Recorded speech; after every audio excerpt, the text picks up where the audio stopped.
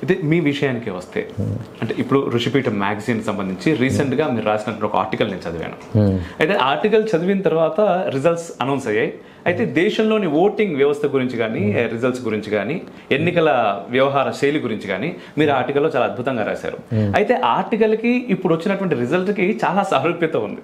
అయితే ఇక్కడ 2014, 2019 ఆ తర్వాత ఇప్పుడు 2024 అని మరీ లోపలికి వెళ్లకుండా ఈ 3 ఎలక్షన్స్ మనం చూస్తే 2024 ఎలక్షన్స్ ని మనం ఎలా చూడొచ్చు ముందు వాటితో కంపేర్ చేస్తే? అంటే ముందు అప్పుడు ఉండే పరిస్థితులు వేరు, ఇప్పుడు ఉండే పరిస్థితులు వేరు. సాధారణంగా మనస్తత్వం ఎలా ఉంటుందంటే ఒక 2 సార్లు ఎవరైనా వస్తే మూడోసారి ఎన్నిక కావడం చాలా కష్టం. ఎందుకంటే ప్రజల్లో ఓట్ ఫర్ చేంజ్ అని ఒక యాటిట్యూడ్ ఒకటి వస్తుంది. ఆ లెక్కలో మనం పరిశీలిస్తే ఇది గొప్ప విజయం కిందే భావించాలి. అది ముందు గమనించవలసింది. అంటే ఇప్పుడు ప్రధానిగా ఉన్నటువంటి వ్యక్తి చేస్తున్నటువంటి విషయాలన్నీ కూడా దేశ అభ్యుదయానికి ఉపకరిస్తున్నాయి, మనందరికీ చెందినది అనేటువంటి భావం పౌరులందరికీ కలిగింది కనుకనే ఇప్పుడు ఈ విజయం సాధ్యమైంది. అయితే ఇక అప్పుడంత బలం ఇప్పుడు రాలేదు ఎందుకు అనే విషయం ఆలోచిస్తే ముందు చెప్పినట్లుగా కొంత ఓట్ ఫర్ చేంజ్ యాటిట్యూడ్ కూడా ఉండవచ్చు. మిగిలినటువంటి కారణాలు కూడా ఎన్నో ప్రత్యర్థులు కల్పించినటువంటి అసత్యాలు కావచ్చు, వీటి ప్రభావం కూడా కొంత మేరకు ఉండవచ్చు. ఏమైనప్పటికీ చివరికి విజయం లభించింది, మనం సంతోషించదగ్గ అంశం. ఇక్కడ సనాతన ధర్మం దృష్టితో పాటు దేశం అనే దృష్టితో కూడా ఆలోచించాలి. ఎందుకంటే మా గురువులు మాకు అదే నేర్పారు, దేశభక్తి దైవభక్తి రెండు సమానంగా ఉండాలి. ఎందుకంటే దేశభక్తి అంటే ధర్మభక్తి, ధర్మభక్తి అంటే దేశమే. ఈ దేశాన్ని ధర్మాన్ని మరి వేరు చేయలేరు. ఆ విషయాన్ని మనకు స్వామి వివేకానంద ఎప్పుడో తెలియజేశారు. భారతదేశం నుంచి సనాతన ధర్మాన్ని తీసేస్తే ఒక వ్యక్తి నుంచి ప్రాణాన్ని తీసేసినట్టు. కనుక ధర్మంతోనే దేశం, దేశంతోనే ధర్మం, ఈ రెండు అవిభాజ్యాలు. పైగా ధర్మానికి గొప్పతనం ఏంటంటే ఇది మతం అనే మాట కంటే గొప్ప నిర్వచనం.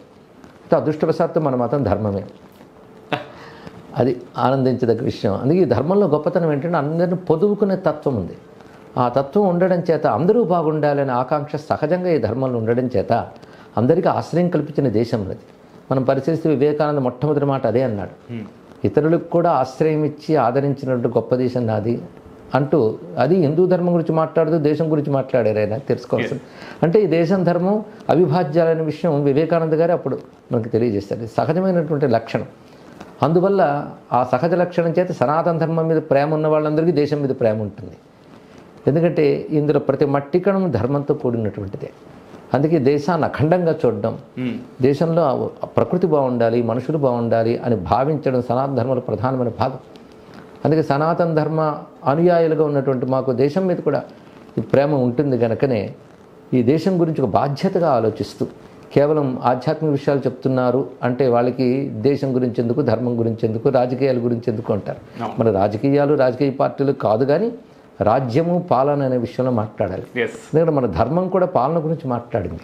మన గ్రంథాలన్నీ ఇప్పుడు రామాయణం, భారతం స్పష్టంగా పాలన మీద క్రోడీకరించినటువంటి గ్రంథాలే కదా.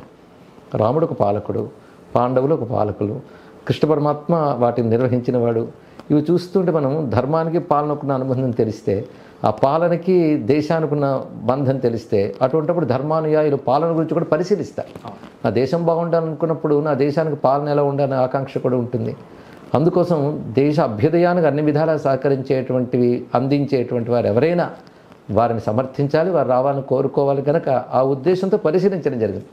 ఈ పరిశీలనలో అక్కడ జరుగుతున్నంత మంచికి తగ్గట్టుగా పౌరులు ఎదిగారా అనిపిస్తుంది అప్పుడప్పుడు. అందరికీ అది తెలియట్లేదు అనే బాధ ఉండేది.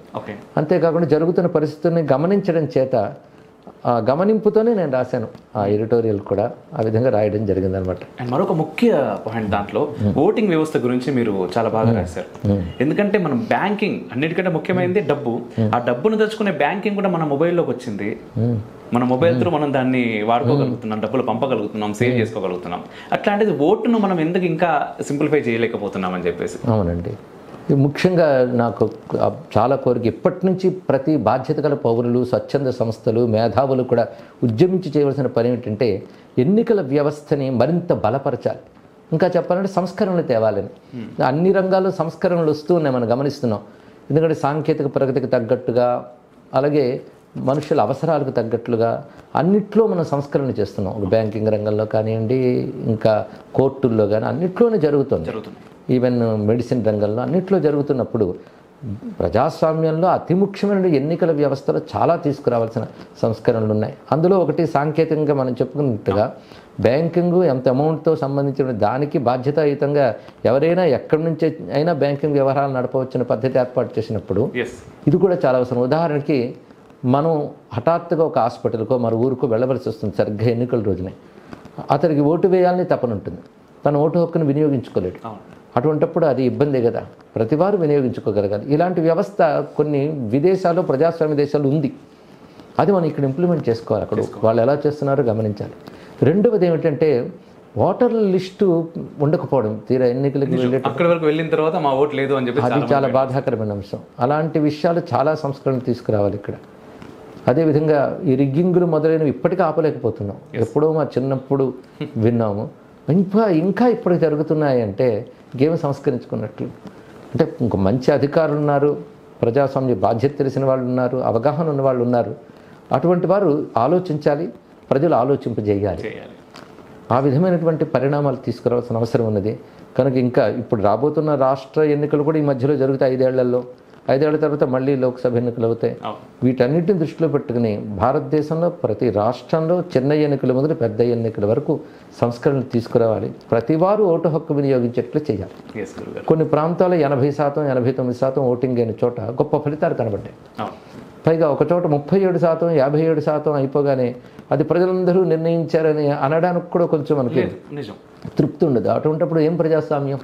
సగం కూడా శాతం కానప్పుడు ఇంకే మనం గెలిచేమని లేదా ప్రజలు గొప్ప తీర్పునిచ్చారు అన్నమాట వినడానికి సిగ్గు వేస్తుంది. అది ప్రజల తీర్ప, కొంతమంది తీర్ప, కొంతమంది తీర్పే, మొత్తం ప్రజలందరి తీర్పు కాదు కదా. అయితే మనం అనుకునే వాళ్ళు, నేను కూడా ప్రజలు బద్దకించి ఇళ్ళ నుంచి కదలట్లేదు, వేయట్లేదు, అందుకు మనకు సరిగ్గా రావట్లేదు ఫలితాలు అనుకునేవాడిని. కానీ అది కొంతమేరకు నిజంగానే తీరా వేద్దామని వెళ్ళినప్పటికీ కూడా వాళ్ళ పేర్లు లేకపోవడం. ఉదాహరణకి నేను చెప్పక్కలే, పేపర్లో వచ్చిన వార్త, సోషల్ మీడియాలో కూడా వచ్చింది.